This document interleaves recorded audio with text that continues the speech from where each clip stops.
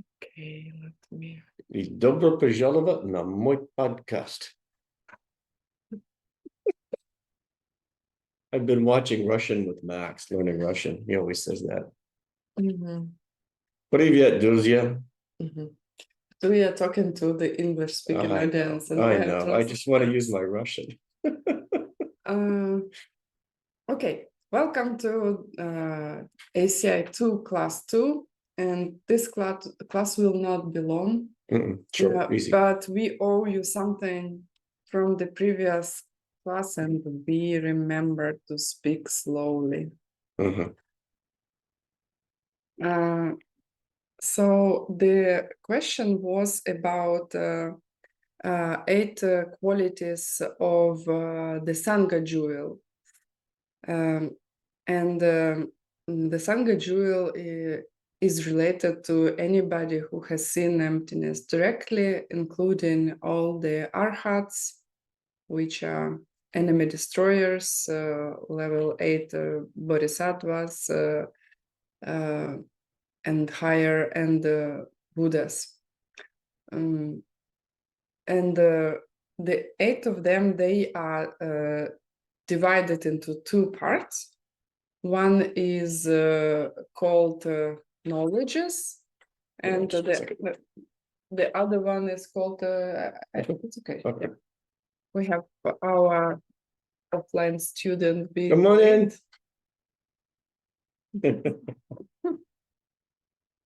And if you remember, these 8 qualities were something that Geshe Michael had not taught originally. 20, like I guess now, like 35 years ago, something like that, because he didn't know what they were. And so with his database, he'd managed to figure out where they were.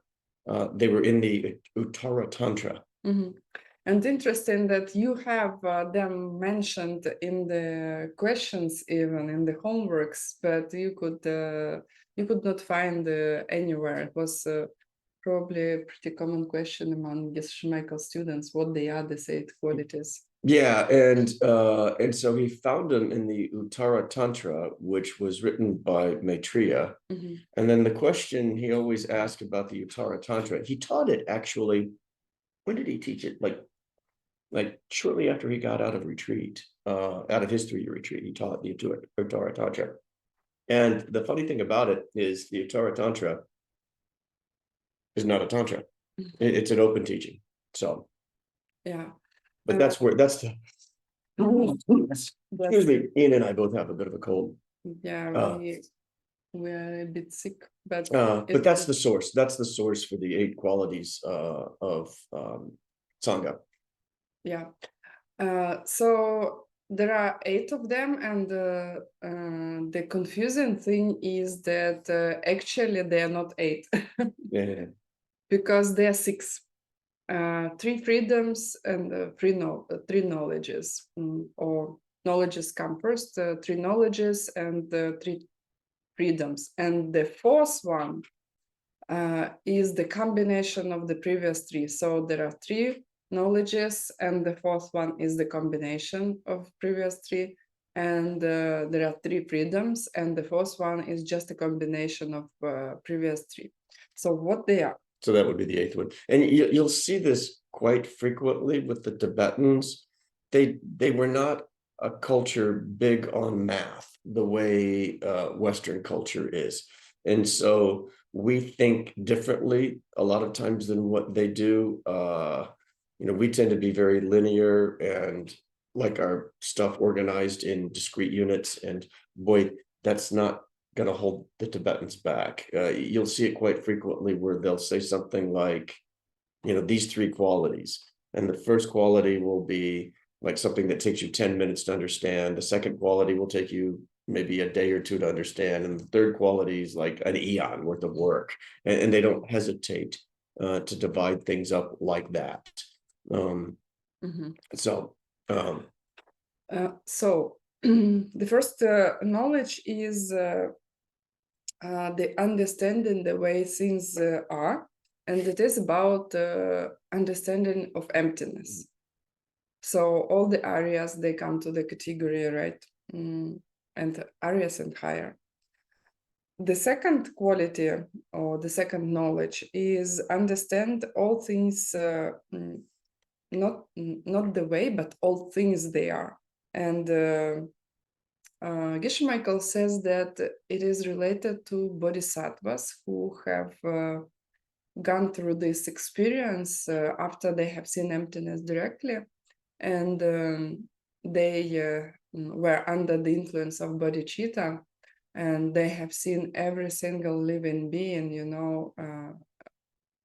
as Bill was describing the process at the previous class, with this bright light coming out of your heart, and you can see every living being in the universe within like 5 minutes or so. This is what they call understand all things they are. And I was thinking it is pretty cool. Geshe Michael says, I was kind of meditating on it yesterday. He says that you are sure that you have seen every single living being, like every single living being, and you cannot put a number to it. Yeah, I thought that was interesting. When you hear all things there are, it would be tempting to think that they're talking about being omniscient, right?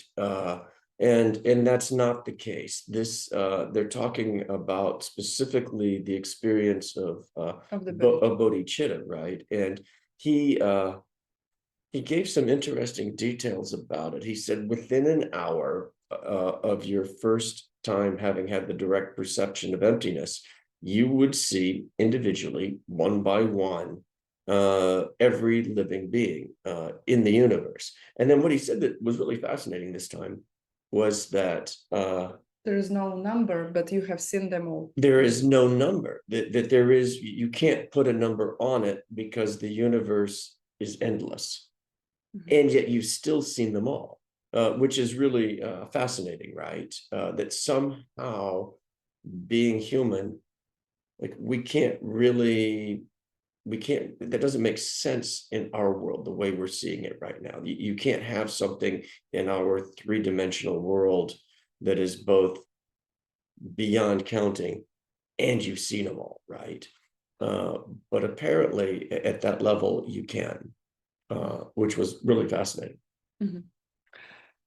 Yeah, so first, understand the way things are, and second, understanding of all things. And the third is knowledge of the inside, which is pretty interesting, because he says, Geshe Michael says that nobody knows what it is except Panchen Sonam Drakpa.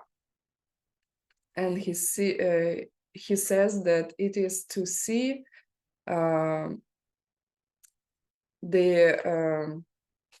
directly inside of people their true nature, their Buddha nature. Yeah. So basically their blank screen, right? To see them as being empty.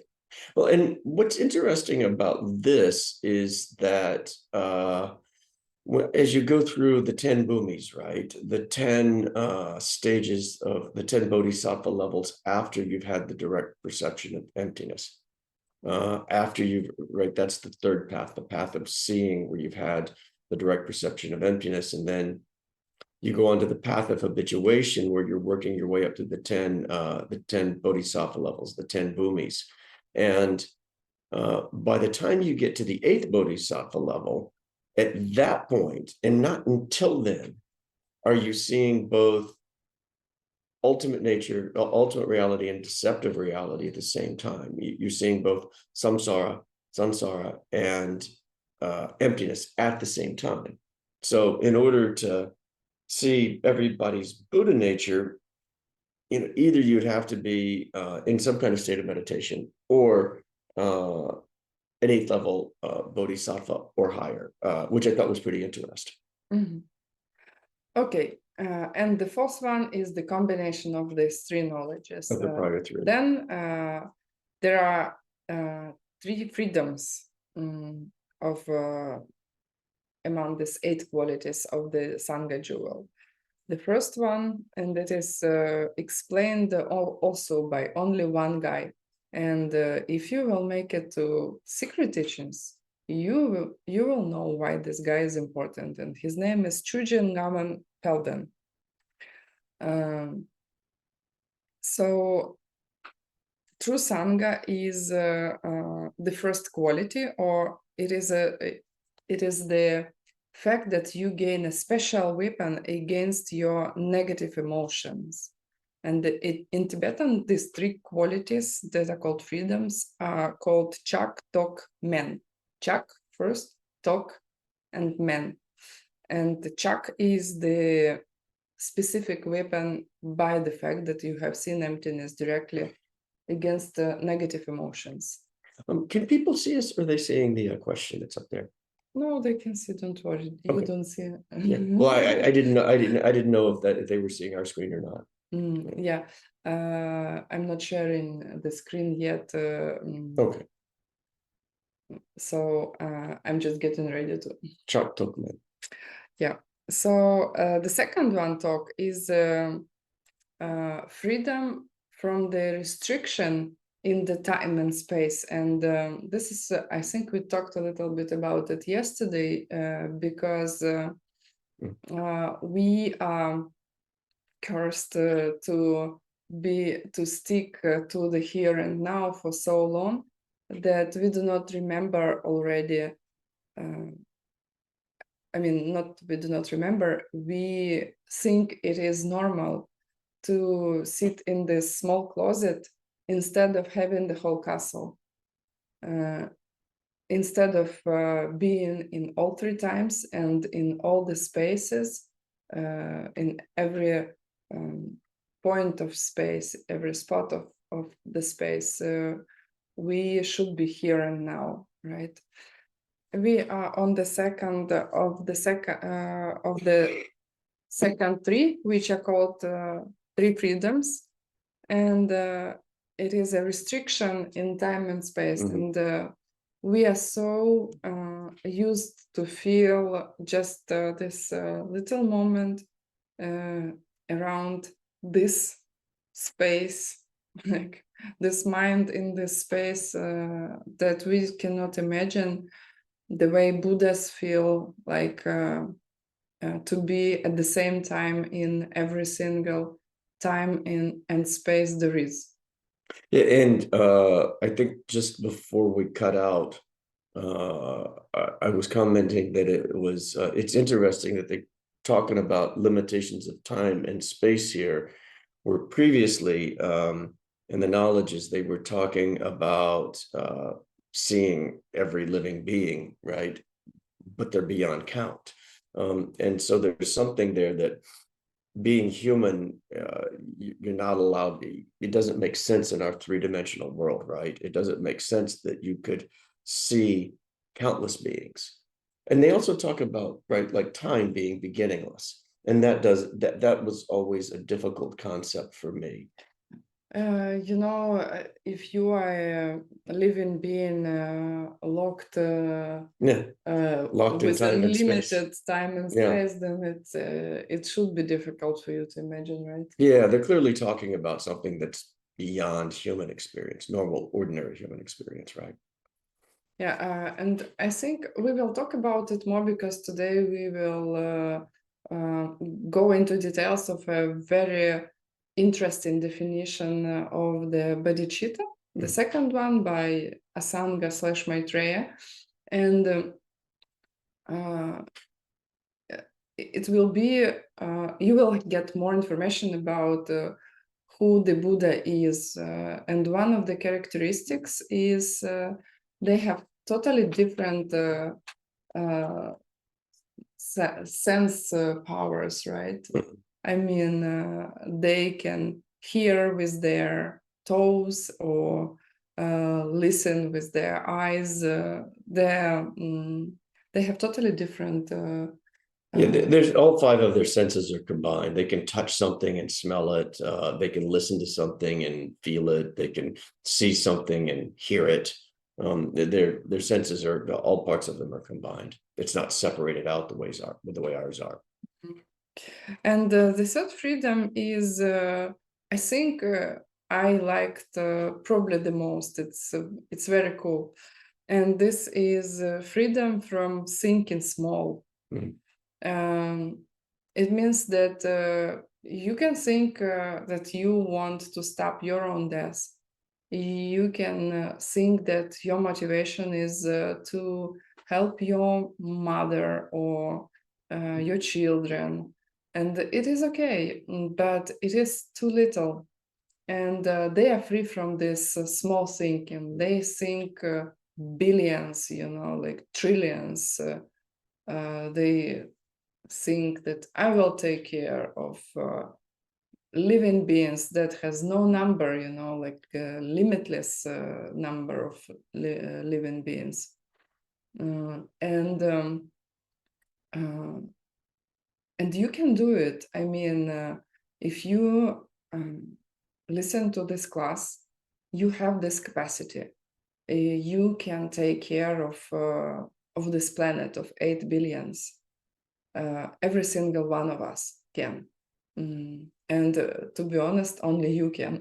Yeah, Nobody else. It's tempting to want to do small things like, I'm going to go to work and raise money and donate my $10 or whatever that you do.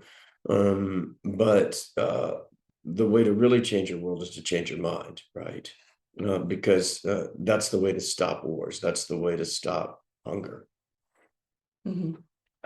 So don't get caught in this small thinking. Think big. Like maybe you don't know how you will do it, but at the very least, have this wish. I don't know how I will do it, but I really want to make it happen. And then the tools will come. We promise.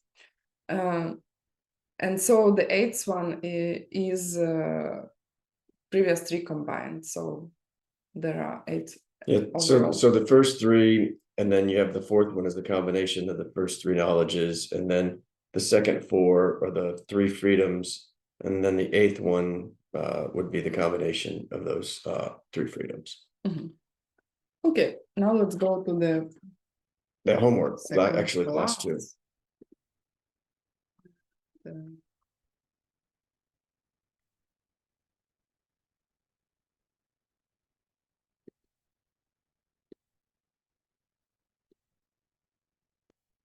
Last time I tried to share my screen, everything stopped.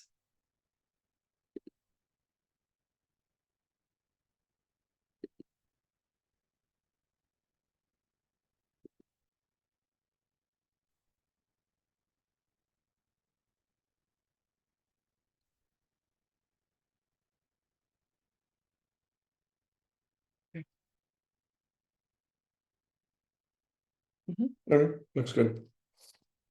So class 2 is refuge, 5 divisions, 8 qualities of a Buddha. And let's get started with the definition of taking refuge. That was, for me, it was a strange idea, I remember.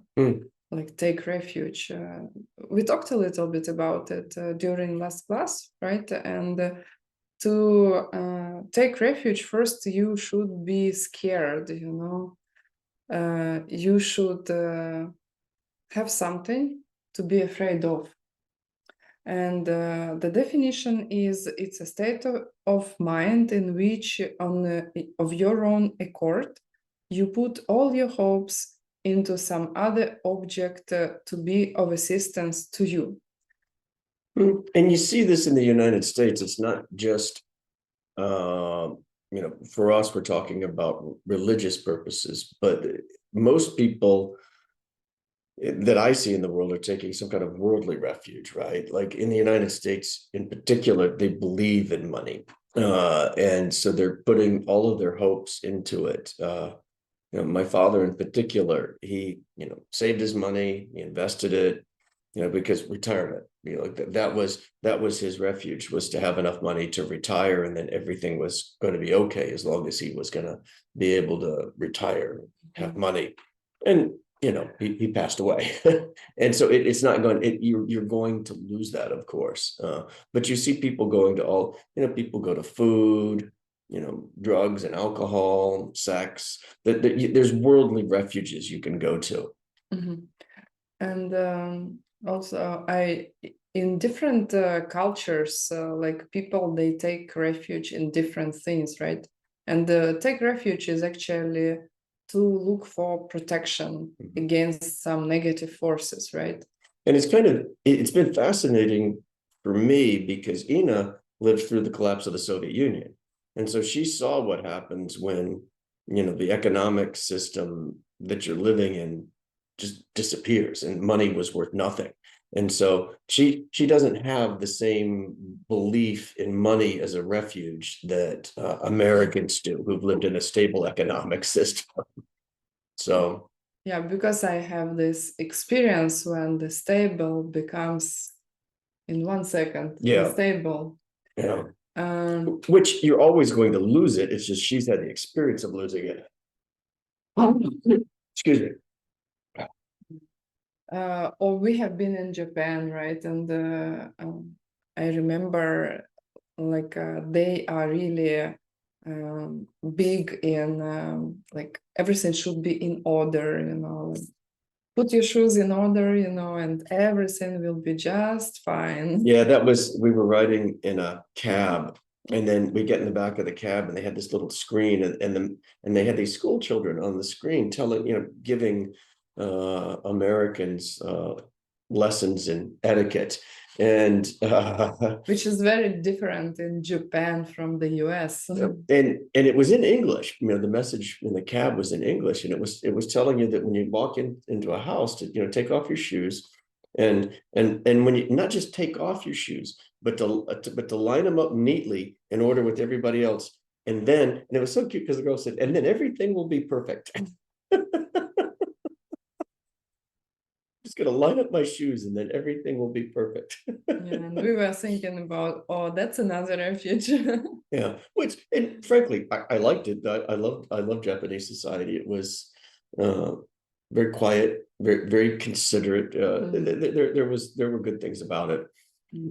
Yeah, you can tell the society is closely related to Buddhism because the rules in the society, they are very much they remind you about this bodhisattva track, right?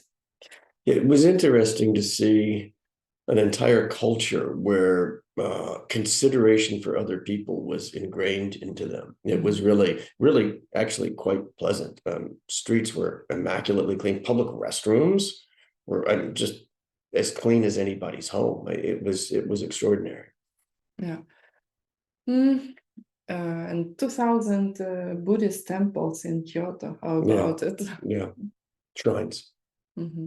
Okay, and so in Tibetan, refuge is Kyamdro, and if you will continue this path, you will hear a lot of this. And of course, as a Buddhist, we're going for refuge to the three jewels: the Buddha, the Dharma, and the Sangha. And so those are Buddha jewel, Dharma jewel, yeah, the Sangha jewel. Yeah, the three jewels. Yeah, exactly. Yeah.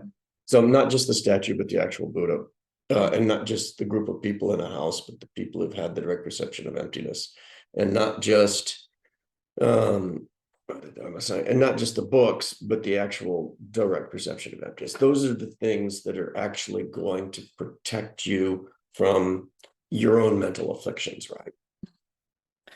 Okay. Which are the source of all of our sufferings. Yeah. So then do you want to do this? Yeah, we're going to talk now about the three scopes. But so these are the three scopes that it takes to be a Buddhist practitioner. There's a scope lower than that, right? I mean, you can go, you can use your knowledge of cause and effect and emptiness for material things, right? Like that's if you were working simply for, it's good to have a partner. It's good to have money. It's good to be healthy. But if that's all you're working for, that's like below Buddhist level. That's sub-Buddhist level. And this is what we do in DCI. Yeah, it's a perfectly fine introduction to the idea for a culture that's not familiar with it. It's good to have those three things. And then after you've had those three things, then it's easier to look at higher things, right? I ran into a quote from Chandrakirti, and he said, the first thing that the Buddha taught people was how to make money, which was really surprising for me to see, particularly coming from a Christian background, where there's almost this sense in the New Testament that money's evil, right? And then the idea is that people aren't going to be interested in the higher things until they feel secure with their position in the world.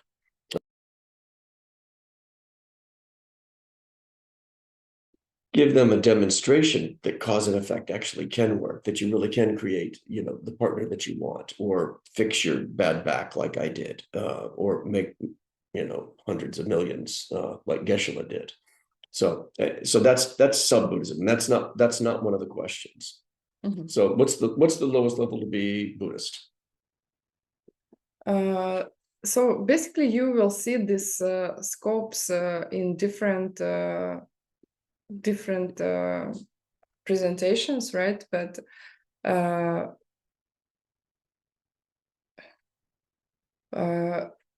now we are talking about different fears and solutions, right? So the first scope shared with practitioners of lesser capacity is when you feel personal fear to be reborn in one of lower realms.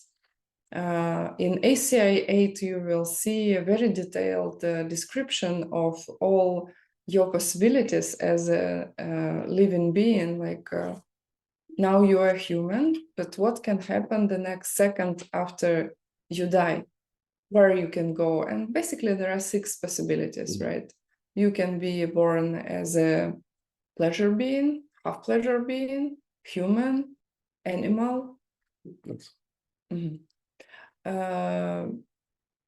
hungry ghost, or a hell being. And obviously most suffering is in hell realms. And then for example, somebody does not want to be reborn in 3 lower realms that are especially suffering realms. And with this motivation, because like out of fear of these lower realms, a person does some practice, right? This is the lower motivation. And then so there is a fear, and there is a belief, hope that 3 jewels can help you with this, to stop this suffering or to protect you from this suffering.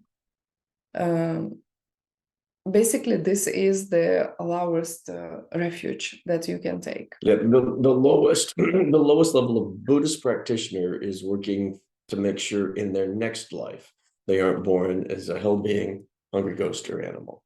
Human or better, right? Okay. That's the lowest. Yeah.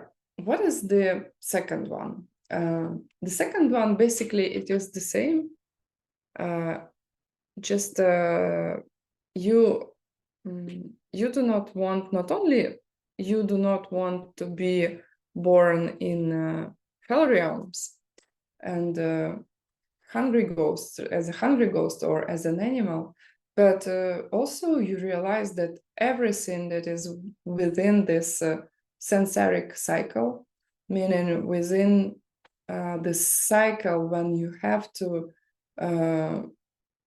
have this non-controlled karma ripening, right, and mental afflictions, and you cannot really have any real control over the situation. So you understand all kinds of pain in this cyclic life, and you don't want the cycle anymore, independently on the place in the cycle, lower realms, higher realms. You realize that you can experience any suffering any moment, and in future you are not protected from hell realms, for example. So you have the belief that three jewels can protect you from any pain of the cycle overall. And again, you probably heard this before, but the problem with the pleasure realms, they are pleasurable. Apparently the form realms and the formless realms are absolutely beautiful. And it's interesting because there are people here in the United States who their meditation levels are getting them to the form realm and formless realms, and they're really quite captured with it. They're really excited about it. But it's a trap. You go there and it's so pleasurable. You're not looking for answers, right? There's nothing for them that they're experiencing at the moment that they want to get away from, except they're just burning up their good karma. And then when that runs out, they end up back in one of the lower realms, one of the suffering realms. And so it's kind of a pleasant trap, right? It's like the bait on a hook. Well, look, is the bait good? Yeah, well, the bait, right? It's just the hook that's a problem. And so the hook at the end of it is you lose it, right? And then you're back in a suffering life. Mm-hmm. So mediums want to get out of that cycle altogether. And it's very tragic, actually, because in order to see emptiness directly, you need just a very low level of this meditation, just the very first level of form realm meditation. Yeah, right? the preliminary stage of the first level of the form realm. And then it's interesting that there are people who are going on beyond it, and they're writing about it. And they do not meditate on emptiness. And yeah, just stuck, trapped. So. And the next level, ACI 3, is about meditation, and we will go in much more details about it. Yeah. Okay, what is the greater scope refuge?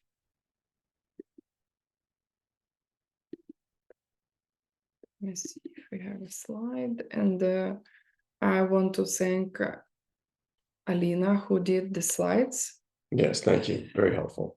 And I want to thank every single translator. Thank you very much. Please stay with us. We really need you. And the technical and coordinators team of ACI. Yeah, it's really exciting to see it grow and spread. Yeah. Okay. So what would be for the high practitioners, right? For the greater scope? It means that basically I have renunciation. I realize that I do not want to suffer overall. And also I have renunciation for others, right? Not only I do not want to I want to protect myself. I do not want to suffer myself. I don't want other people to suffer. And then I put all my hopes on three jewels that they will protect me and every single living being from this suffering, right? Yeah, every living being, trying to get every living being out of samsara. And it's interesting, like when you get in a large Dharma group, you'll see people that they're pretty much content to come back and live another life. That they don't want to give up their the current situation will be comfortable enough that they don't want to do what they're going to have to do in order to meditate deeply and have the direct perception of emptiness and move on out of the path in this lifetime. Oh, well, They're interested in the teachings. They go, but they're willing to come back again, roll the dice, they can get this next lifetime. Yeah, it's actually it's strange, and I remember And common. we were asking Geshe Michael at one of Mixnut's classes, like how it can happen that some people they just follow the lower tracks, like medium track, etc. And we really cornered him, and he said, honestly, just lack of intellect. So, because if you really understand all the consequences, I mean, my mom was dying in 2013, last year in May, and she was dying for 10 days. And her death was as nice as it can be on this planet. She was taken care of, her family took care, the hospice system took care of her. She had all kinds of morphine to take care of her pain. And I mean, it was the best nightmare you could have. yeah, It was horrible. And it was horrible. Horrible. It was painful to watch, and I bet it was painful to go through its extreme suffering. Oh, yeah, extreme. She was, yeah. So, and if you will think that we have done it for so many times, absolutely no reason to suffer, but we do. I don't know, it drives me nuts. And at this point, I will say that if you're here doing the ACI courses and you're doing your homeworks and you're doing your meditation, these are the foundational teachings. And they're called the foundational teachings because that's exactly what they are. It's a literal statement. You'll use your understanding of karma and emptiness once you have an understanding of that. Somebody will teach you the advanced courses, and as great as what the 18 ACI foundational courses are, the advanced ones are, you've got to see them. They're here, they're extraordinary, they're complete. There's a set of meditation courses that go side by side with them called Bokjimpa. It's incredible. And so please do your homeworks, keep doing the classes, and see the whole story. Get the whole package you need to get out in this lifetime. And also, by the way, there will be small groups organized for you to, if you didn't do your ACI 2 yet, so you will be able to join a small group of like-minded people like you. And my personal advice, if you want to succeed with these courses, find your partner whom you will be helping to do these courses also. Or you can help many people and become a volunteer or a translator or a group leader, So when does the mixed nuts class start? At 8:30? No, 9. Okay, we still got time. It's okay. We have time. Which I think everybody here should know about the mixed nuts class. So Geshe Michael teaches it's a translation class where he goes deeper into the material, and they do that on Saturday mornings if you're in the United States, and Monday evenings. And it's really, if you want to see what it looks like at actually, it's not even PhD level, it would be like post-PhD level. But it's fascinating, even if you're relatively new to this material, because he'll talk about very deep things. Very deep things. Yeah, it's meant for everybody. It's to be able to watch somebody like Geshe Michael with his knowledge of Dharma teaching. It's not to be missed. Okay, so Then the next topic to discuss is like, how about practitioners of this greater way? Is it possible at all to take all three refuges at the same time, like of the lesser scope, medium scope, and the greater scope? And the answer is yes, it is possible. This is what we do. When we practice greater way, I mean, ideally, you always think that you want to help every living being. And it actually includes you want it for yourself, like to get out of this cycle of pain. And obviously, you do not want to go to the lower realms, right? Yeah, it's if you have the highest level, it's automatically going to encompass the two lower levels. So and something maybe you will notice if you do your 6 times book. I don't know, maybe there are people who do not do it, and we need to do a separate class on the 6 times book, how to practice it. But if you do it, you may want to watch for a couple days, like is your motivation is really to help every living being, or today is a little bit less, like, okay, I just suffer so much, I just want to be out, I forgot today all living beings, every living being. So it's okay, don't worry, it happens. Just this is the path, and we are walking, we are not standing. And the fact that you are walking will lead you to your results. Okay, and we have the last question in the class, and actually we were talking about it last time, and it is called the result refuge. And this is God, I have slides.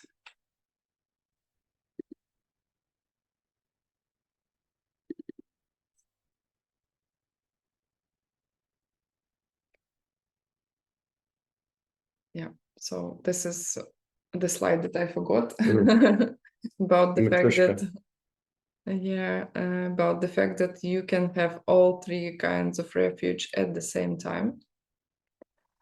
And the refuge of the result.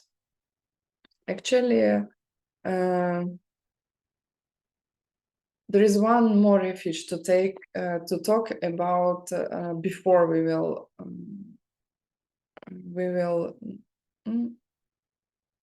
talk about the refuge in the result, because you can also take refuge in the enlightened beings who achieved already their enlightenment, right? Like historical Buddha, right? But you can take refuge in your own future enlightenment that will start the moment you will reach your enlightenment in the future.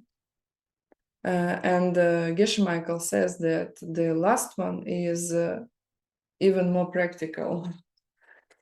Yeah, because Buddhas are beyond time, right? They see everything. We discussed this last class, but we'll review it again real quickly. When you get enlightened, you're not trapped in a single moment of time anymore. You can see everything in the past, the present, and the future. I mean, which I guess there would be no present for them. And they just see everything is present. Yeah, everything. Yeah, all in a single instant. So the Buddha that you're going to be is already looking at you now. And so you can ask them for help.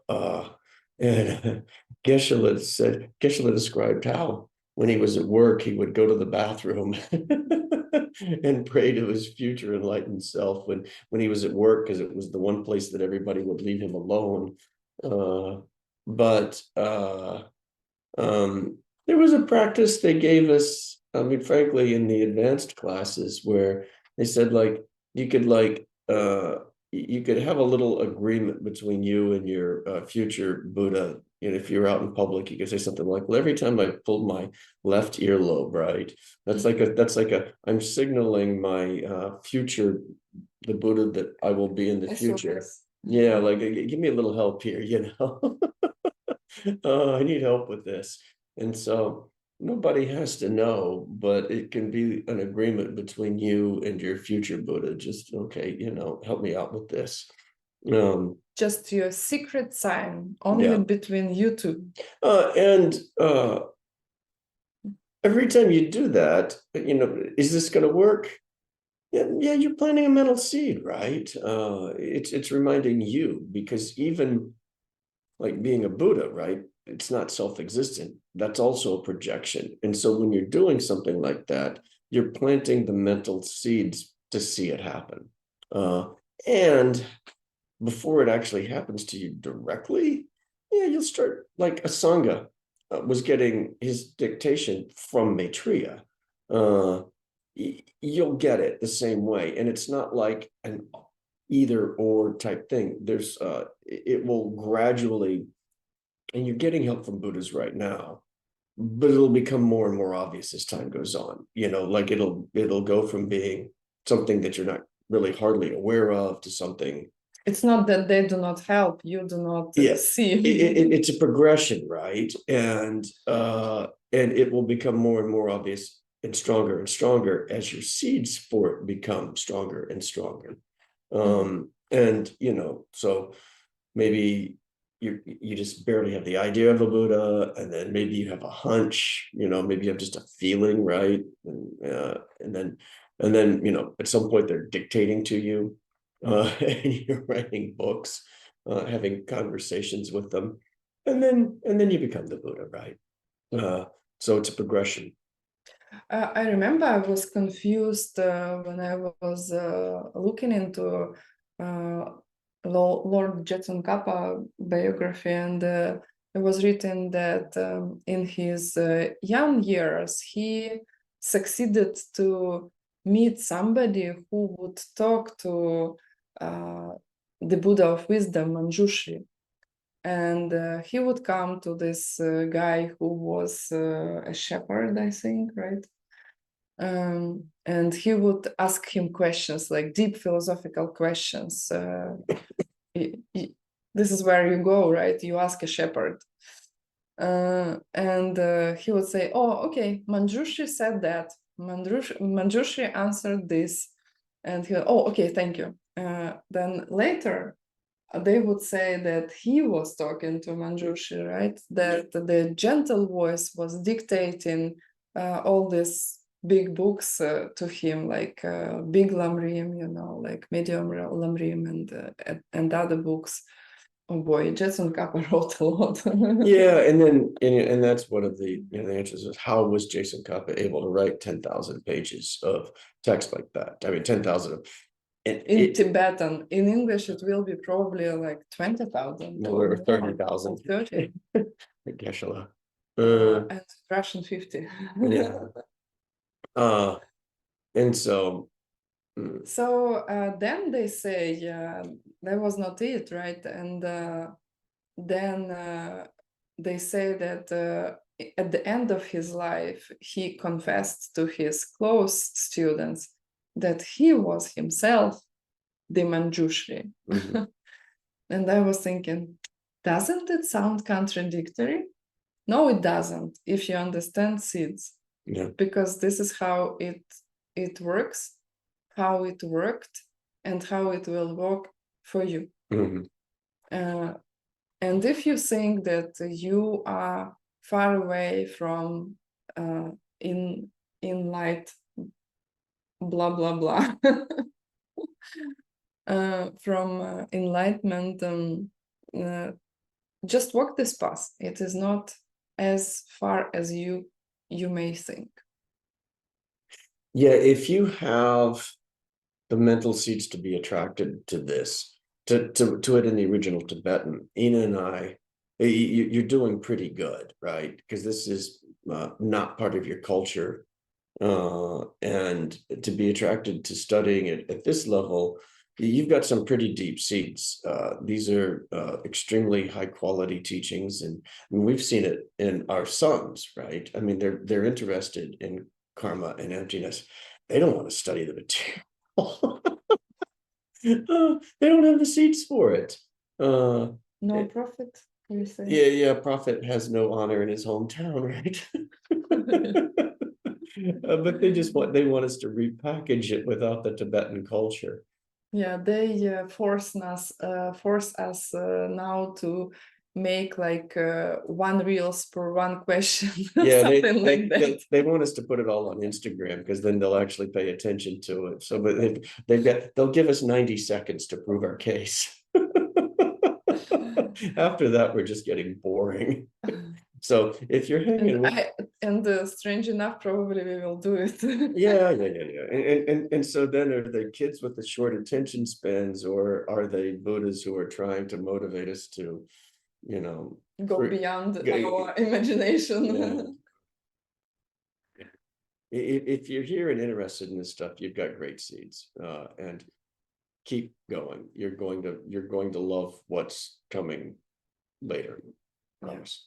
Okay, and so just the last one is the result refuge that we discussed already, defined as hoping that one or more of three jewels, as they will be achieved in you, will render you assistance.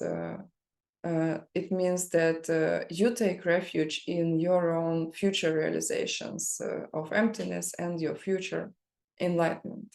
And do come up with some kind of sign, right? For like blood your earlobe or whatever. See what happens. Okay, that was it for today. Sorry, we're a little bit sick, and it's not for today, it's for now. Yeah. Because we will be back in exactly 2 hours for the third class. And again, thank you very much, all the translators, technical team, assistants, coordinators. Please stay. Yeah, thank you very much. See you soon.